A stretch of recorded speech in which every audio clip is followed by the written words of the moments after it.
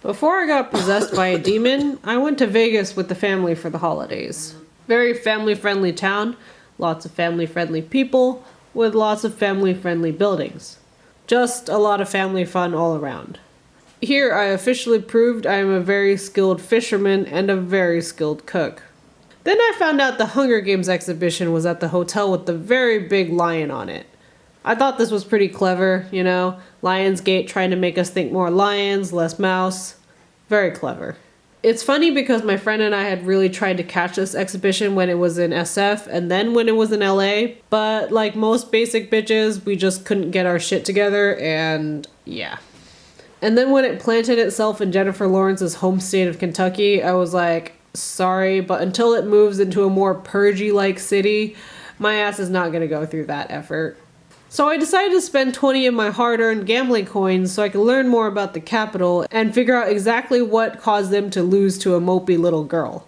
Also because Midway was running out of carnival animals and they needed to restock. So I entered the exhibition with paper and pen. I needed to take notes on how to make my own dystopia free of any irritating children. For the first part, we got to see a piece of propaganda of Katniss's heroism. History. It's always written by the winners. Then we got to see some of the clothes the people wore. I take dedicated notes because no one thinks clothing would be the likely key to quashing a rebellion, but the internet says the future is female, and since the internet can do no wrong, I just have to figure out what appeals to the young female of 2012. And it seems to be plain Jane dresses and jumpsuits to start, then a huge glow up into kinky dresses and bougie fashion are a must. Then they asked us trivia questions to test us if we were really the ally or the enemy. Not to brag, but I do have a PhD in Hunger Games, so I could have answered this in my sleep. But I decided to let this dad embarrass his 13-year-old daughter by standing on the wrong answer. This question also brought a particular smile to my face. Finnick Odair. Crown jewel of the series, beloved by all, and not caught up in the love triangle with this napkin personality. He was living proof that the dick is too good for him to die is actually, in fact, a lie. His death caused millions of fangirls to suddenly cry out in terror. Not just any man can accomplish that. This will be useful knowledge for my reign over the perfect dystopia.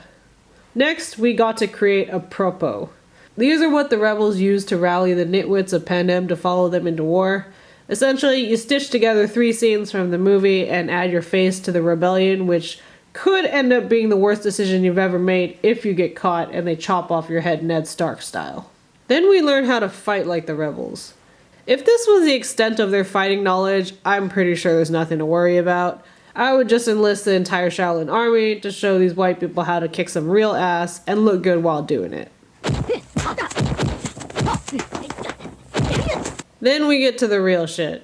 We're taken into an archery room with touchscreens and Minecraft creepers where we're basically going to be trained like how Katniss was. After chaosing the other 3 people on my team, I realized how great I am at archery, but the chances of people being as good as me are kinda slim. It would be much simpler if we just had some German tanks and Soviet hats. I mean, exploding arrows are great, but steamrolling tanks and unmanned drones are better.